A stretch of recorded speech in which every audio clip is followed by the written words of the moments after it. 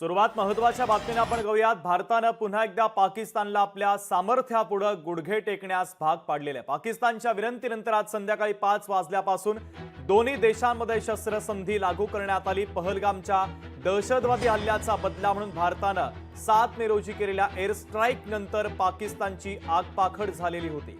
त्यानंतर पाकिस्तानकडून वारंवार भारतीय सुरक्षा दलांचे तळ लक्ष्य केले गेले।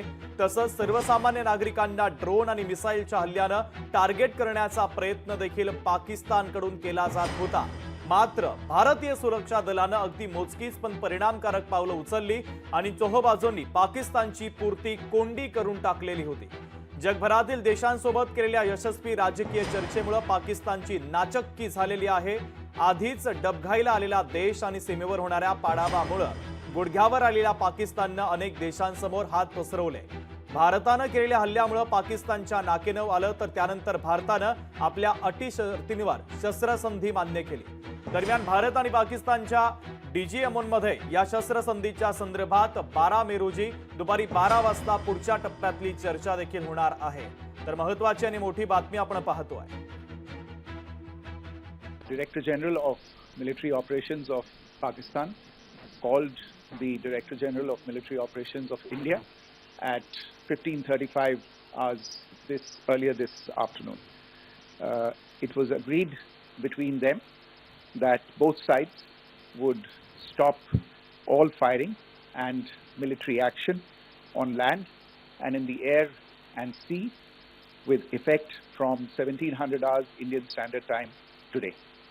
Instructions have been given on both sides to give effect to this understanding.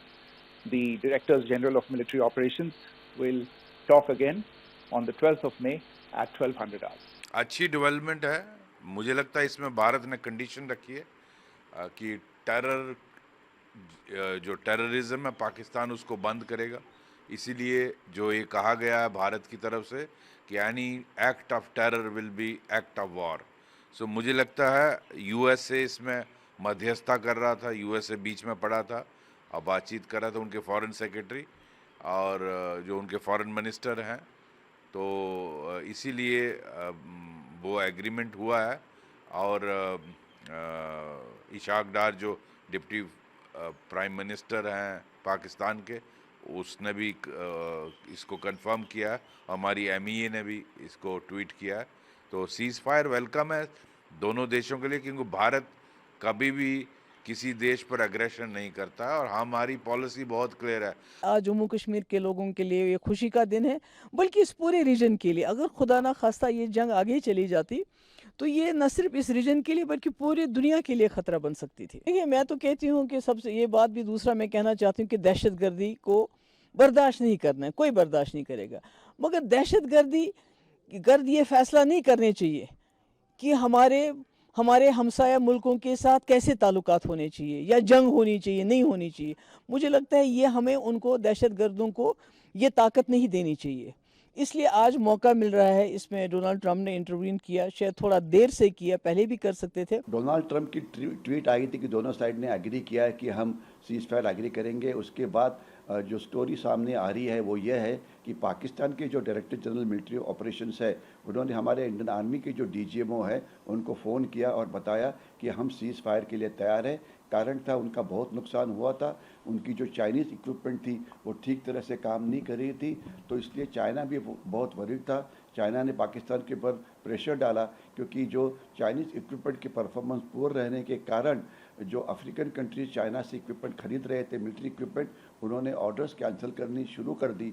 तो चाइना का प्रेशर था कि अभी लड़ाई रोको, अमेरिका का प्रेशर था कि लड़ाई रोको, और कुछ some kind of guarantee America के से दी गई है कि इसके बाद अगर कोई ॲक्ट ऑफ टेरर पाकिस्तान से होता है तो उसके लिए हम जिम्मेदार रहेंगे। खरं म्हटलं तर आंतरराष्ट्रीय मध्यस्थीच्या माध्यमातूनच एक प्रकारे हा प्रश्न सॉल्व्ह होईल, यामध्ये जे आहे जास्तीत जास्त तशाच प्रकारची शक्यता होती। पण उघडपणे अमेरिकेने मध्यस्थी करण्याच्या ऐवजी बॅकडोर डिप्लोमसीच्या माध्यमातून अमेरिकेने हा दबाव पाकिस्तानवर त्या ठिकाणी टाकलेला असणार आणि त्या अटी शर्तींची माहिती, भारताच्या फेवरेबल अटी शर्तींची माहिती ही भारताचे प्रधानमंत्री त्याचबरोबर भारताचे परराष्ट्र मंत्री यांना त्या ठिकाणी दिली असणार आणि याच्या माध्यमातून अमेरिकेने आज घडीला भारत आणि पाकिस्तान यांच्या यांच्यामधला जो संघर्ष त्या ठिकाणी वाढत चाललेला होता त्याला स्वल्पविराम देण्याचा प्रयत्न त्या ठिकाणी केलेला आहे. वर करणी जरी दिसत असलं की अमेरिकेनं या ठिकाणी मध्यस्थीची भूमिका त्या ठिकाणी बजावली, नक्कीच महत्त्वाची भूमिका त्या ठिकाणी आहे, पण पाकिस्तानला फेस सेव्हर हवा होता. भारताच्या आक्रमक रणनीतीपुढे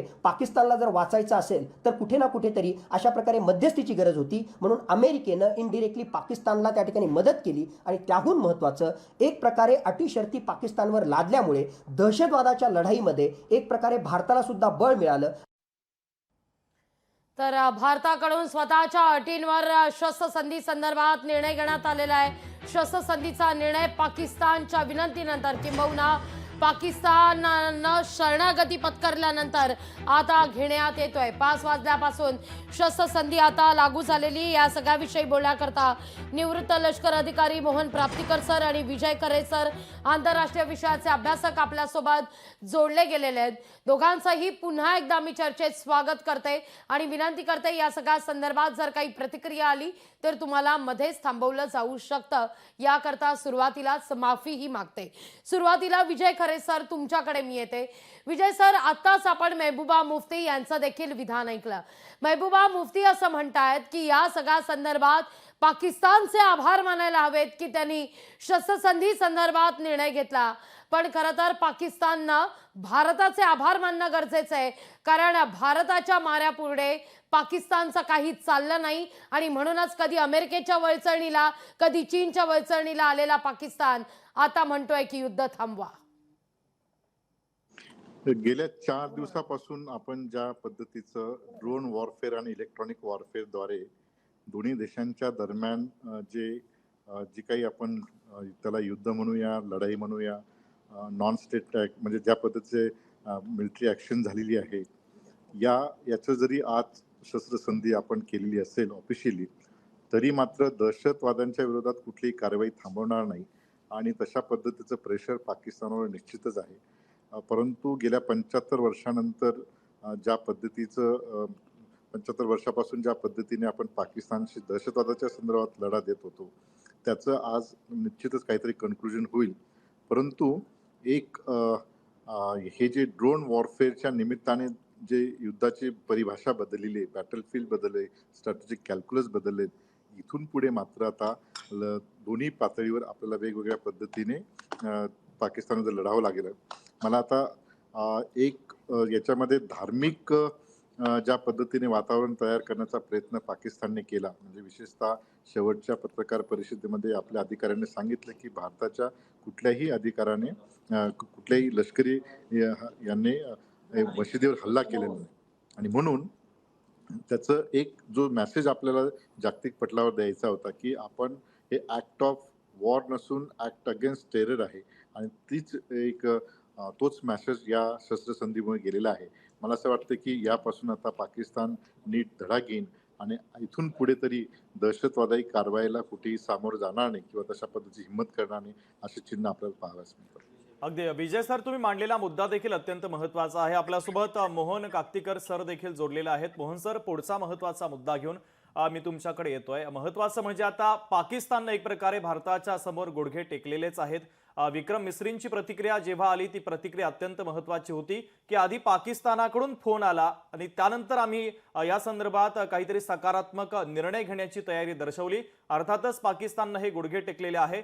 मात्र जरी युद्ध विरामाच्या संदर्भातली घोषणा करण्यात आलेली असली तरी मात्र दहशतवादाच्या विरोधामध्ये भारताकडनं जी कारवाई आहे ती सुरूच राहणार आहे आणि जे निर्णय या मागच्या काही 15 ते 20 दिवसांमध्ये घेण्यात आलेले होते ते देखील तसेच राहतील असं देखील विक्रम मिस्रींनी सांगितलेलं आहे.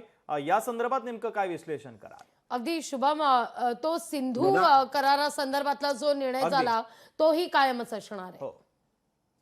मला याच्याबद्दल एवढंच म्हणायचं आहे की आपण जेव्हा अशी काही ऍक्शन घेतो तेव्हा आपले काही एम्स असतात. यामध्ये आपलं एम हेच होतं की टेररिस्ट ऍक्शन ज्या कंटिन्युअसली पाकिस्तान आपल्या विरुद्ध करत होतं त्याला आळा घालणं हे अतिशय जरुरी होतं आणि हे आपण निश्चितच साध्य केलेलं आहे.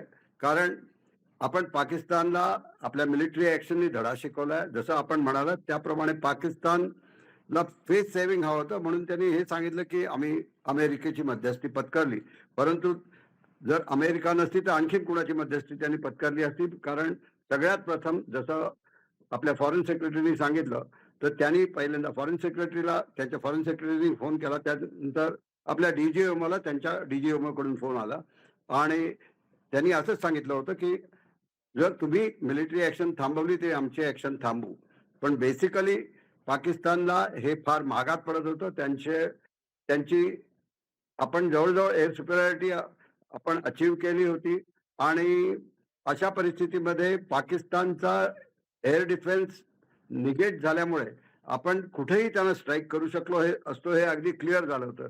जसं मी मागे सांगितलं, एका मी पाकिस्तानी रिटायर्ड एअर मार्शलचं वक्तव्य ऐकलं होतं. त्याच्यात त्यांनी म्हटलं होतं की हमें अभी खुदा ही बचाए, अशी परिस्थिती आपली निर्माण झाली असं त्यांनी सांगितलं होतं आणि लवकरात लवकर शस्त्रसंधी करा अशी विनंती त्यांनी पब्लिकली केली होती.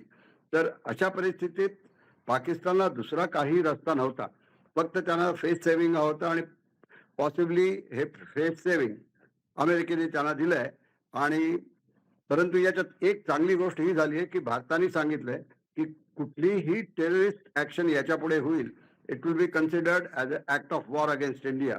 याचाच अर्थ की भारताला आपल्या सैन्य बलासह त्या देशाविरुद्ध ऍक्शन करण्याची पूर्ण मुभा आपण ठेवू आणि त्यासाठी कुठलीही आपण जसं या बाकीच्या ऍक्शनमध्ये आपण इंटरनॅशनल ओपिनियन वगैरेची फिकर करून ते बनवत होतो आणि आपण ग्राउंड बनवून मग आपण ऍक्शनमध्ये जात होतो. परंतु जसं आता भारताने सांगितलंय की आपल्या विरुद्ध जर टेररिस्ट ऍक्शन झाली तर we will straight away go into action because that is an act of war. म्हणजे आपण अक्रॉस द इंटरनॅशनल बॉर्डर सुद्धा आपण स्ट्राईक करू शकू.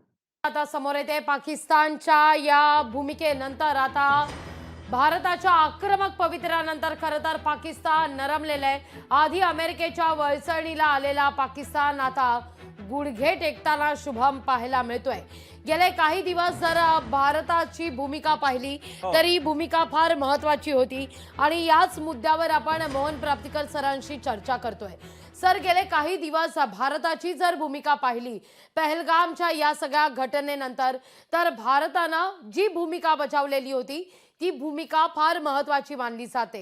एक तर भारतानं चाणक्य नीती यात वापरलेली होती. मग ते सिंधूचं पाणी रोखणं असू दे, बगलिहार धरणाचे दरवाजे बंद करणं असू देत, आर्थिक कोंडी करणं असू दे, कारण ज्याच्यावर वीज निर्मिती केली जाते 80% पाणी पाकिस्तानचं ज्यावर अवलंबून आहे ते पाणीच भारतानं रोखलेलं होतं. आणि त्यानंतर मात्र थेट दहशतवादी तळांवर घरात घुसून हल्ला. भारताची ही भूमिका सर्वार्थानं फार महत्वाची होती, जागतिक पटलावर भारताचं सामर्थ्य दर्शवणारी आहे. निश्चितच भारत सध्या अशा एक पोझिशन मध्ये आहे की लवकरच तो एक वर्ल्ड पॉवर म्हणून या जगामध्ये मोजला जाईल. आणि अशा परिस्थितीत हे युद्ध जर झालं तर या युद्धामध्ये आपण आपली शक्ती दाखवली तर त्यामुळे आपली जगात आपली प्रतिष्ठा आणखीन वाढेल. अर्थात याला दुसरी बाजू अशी आहे की हे जर युद्ध जास्त वेळ चाललं असतं तर याचा आपल्या इकॉनॉमीवरती फार मोठा परिणाम झाला असता. तर या दृष्टीने आपल्याला पाकिस्तानला धडा जरूर शिकवायचा होता, पण त्याच वेळेला आपण ही फार लॉंग ड्रॉन कॉन्फ्लिक्टसाठी मला वाटतं तयार असणं फार उचित नव्हतं. तेव्हा आपलं जे एम्स होते, आपले जे नॅशनल एम्स होते, एक तर पाकिस्तानला धडा शिकवणं आणि त्याच्या या टेररिस्ट ऍक्टिव्हिटीवरती एक प्रकारचा प्रतिबंध आपण घालू शकलो तर तो घालण्याचा आपला विचार होता आणि ते आपण टू अ ग्रेट एक्सटेंट केलेलं आहे असं मला वाटतं. अगदी सर, खूप खूप धन्यवाद आमच्याशी संवाद साधला त्याबद्दल. शुभम, खरं तर आज फार महत्वाचा दिवस आहे. एकतर भारताच्या आक्रमक पवित्र्यानंतर पाकिस्तान हे नरमलेलं आहे आणि आधी अमेरिकेकडे खरं तर गळ घातलेली होती. त्यानंतर चीनला सांगितलेलं होतं की भारताला सांगा युद्ध थांबवा, पण शस्त्रसंधी होत असतानाच भारतानं अटी शर्थी मात्र लादलेल्या आहेत. लोकशाही मराठी ऐका, पहा, जागरूक रहा.